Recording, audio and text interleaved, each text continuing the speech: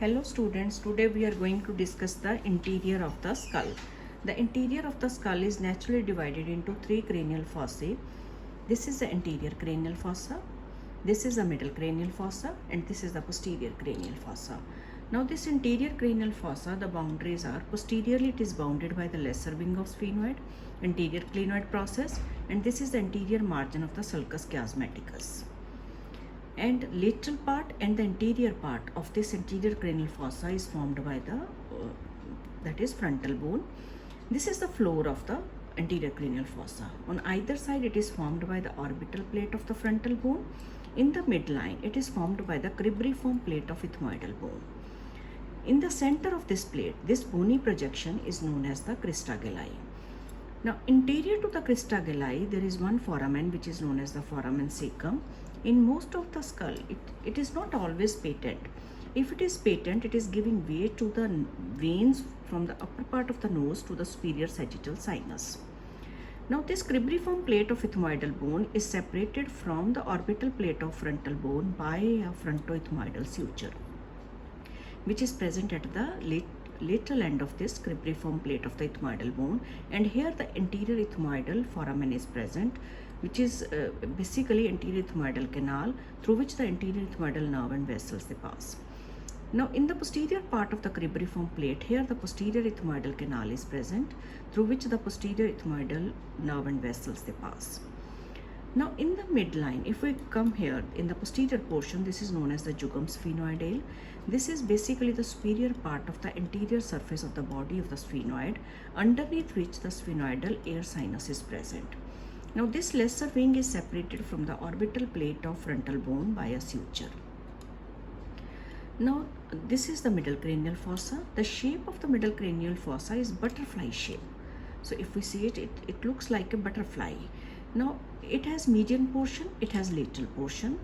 In the median portion, if we see, it is shallow and small, but the lateral part of it is quite deep and large. The middle portion of this middle cranial fossa is formed by, what are the structure lying in this region is, this is the sulcus chiasmaticus, which is giving just way to the optic canal. So it is continuing with the optic canal, and through which it is communicating with the orbit, through which the optic nerve it passes, optic nerve and ophthalmic artery. Now behind this sulcus chiasmaticus there is sella turcica. So sella turcica is name derived from a Turkish saddle. Now what are the different parts of this sella turcica? It has anterior elevated portion which is known as the tuberculum celli. Then it has posterior elevated portion which is known as the dorsum celli. In between these two celli, there is a depression which is known as the hypophyseal fossa, in which the pituitary gland is present. Now this is the midline structure which is present in the middle cranial fossa. Coming lateral to this, what are the different bones contributing to the floor of this middle cranial fossa? These are the greater wings of sphenoid. Now sphenoid bone is a butterfly shaped bone. So lesser wing was forming the anterior boundary of the middle cranial fossa, and greater wing of sphenoid is present in the floor of the middle cranial fossa. Here it is formed by the anterior-inferior angle of the parietal bone, and this portion is formed by the squamous part of the temporal bone. So these are the bones which are forming the floor of this. Posteriorly, this middle cranial fossa is bounded by the petrous part of the temporal bone laterally and the dorsum celli in the midline. So dorsum celli in the midline, which has the lateral projections which are known as the posterior clinoid processes. Now coming to the different foramina and the fissures which are lying in this middle cranial fossa, at the anterior part of this middle cranial fossa, this is the superior orbital fissure. You can see this is the superior orbital fissure. This is visible, through which it is communicating with the orbit. Now the direction of this superior orbital fissure is, it is directed upward, forward and laterally, and the anterior margin is formed by the lesser wing of the sphenoid, and the posterior margin is formed by this greater wing of the sphenoid. So this is the superior orbital fissure. Behind this superior orbital fissure, this is the foramen rotundum. Now this is the foramen rotundum, through which the middle cranial fossa is communicating with the pterygopalatine fossa. Now through this the maxillary nerve it passes. Behind this foramen rotundum, this oval shaped foramen is known as the foramen ovale. through which the fourth structure, that is mandibular nerve, accessory meningeal artery, lesser petrosal nerve, and emissary nerve, they pass.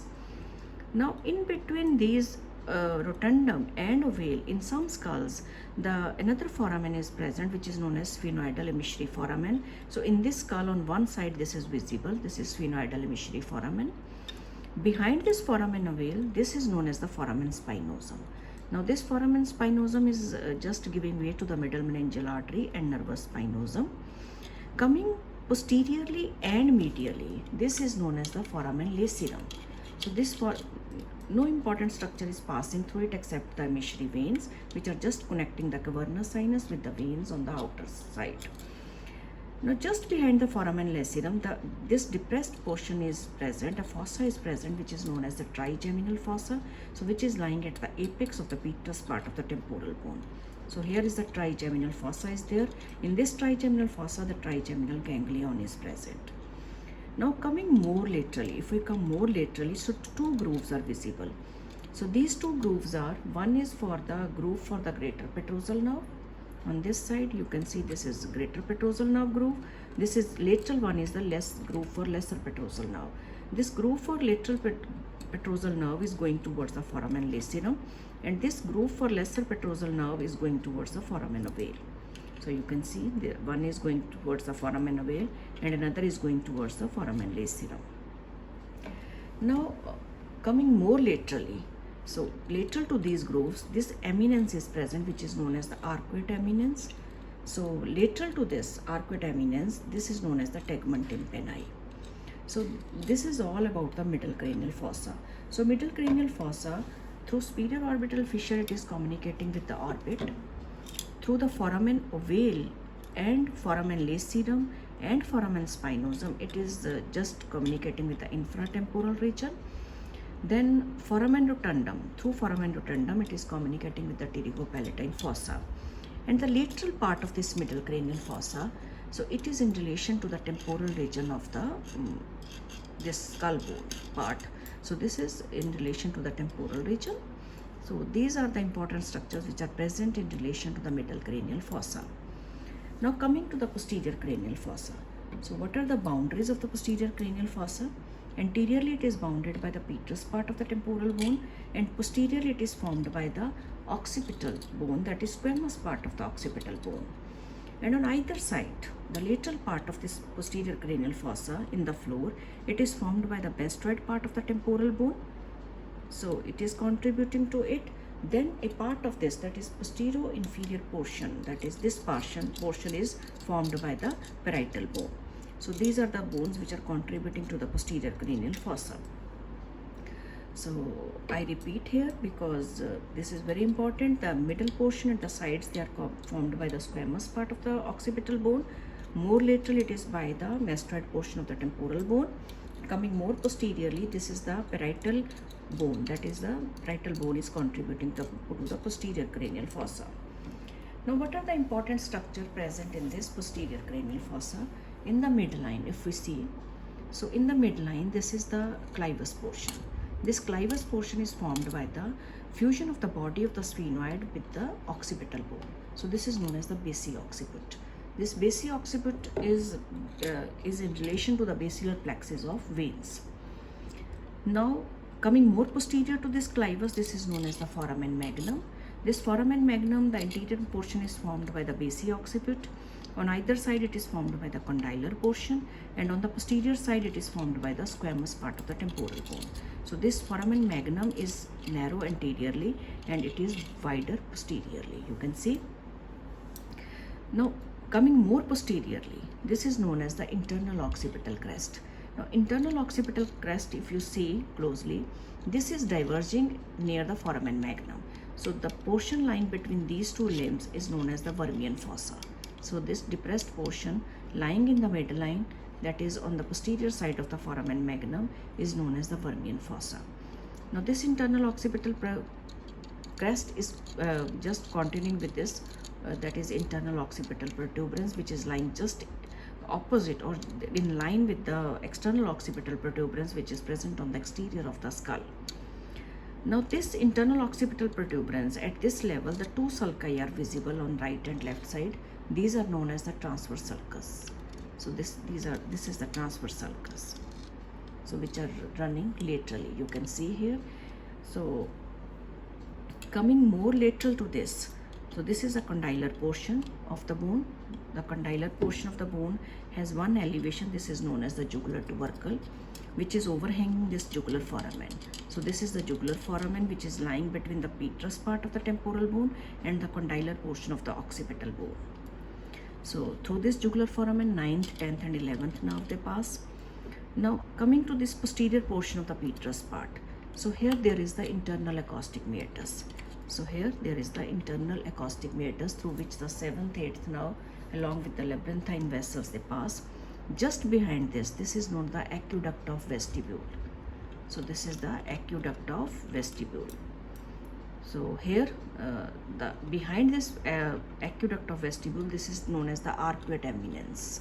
So beneath this arcuate eminence, this depressed portion is known as the subarcuate fossa.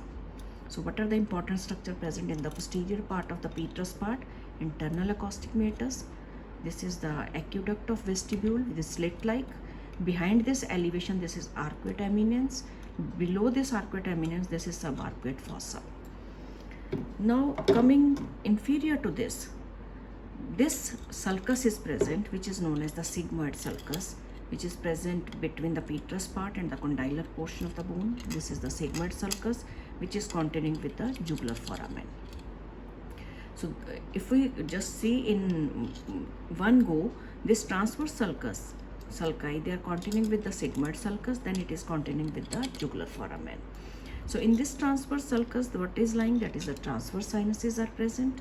In sigmoid sulcus, the sigmoid sinus is present, and in this region which is present, the depressed portion which is present on either side of the internal occipital crest, these two fossae are giving support to the cerebellar hemispheres. Clear? Now in condylar portion, if we see more inferiorly, you can see here one canal is present here, that is in relation to the condyles of the occipital bone, which is known as the hypoglossal canal, through which the hypoglossal nerve it passes. Now the sulcus present between this basilar portion of the occipital bone, you can see here this sulcus which is present here, this sulcus. So this is known as the petrosquamous sulcus or petrooccipital sulcus, in which the inferior petrosal sinus is present. So these are the groove which are giving support to the inferior petrosal sinus. So this is all about the interior of the skull. So through foramen magnum, you know the important structure passing are, that is the lower part of the medulla is passing, then cerebellar tonsils they pass, then you can see the spinal arteries they pass through it, the vertebral artery it passes in the middle portion, the plexus around the vertebral artery it passes. So in the interior portion, the apical ligament of dens and membrane ductoria is attached. So these are the important structure passing through this there. And important nerve, that is the spinal accessory nerve, it enters through the foramen magnum here, that join with the cranial part of the spinal nerve and to form the accessory nerve which pass through this jugular foramen as 11th nerve. So this is all about the interior of the skull. So I hope you must have understanding of the different foramina which are lying in this region. So if you like the video, kindly share it and subscribe it. Thank you very much.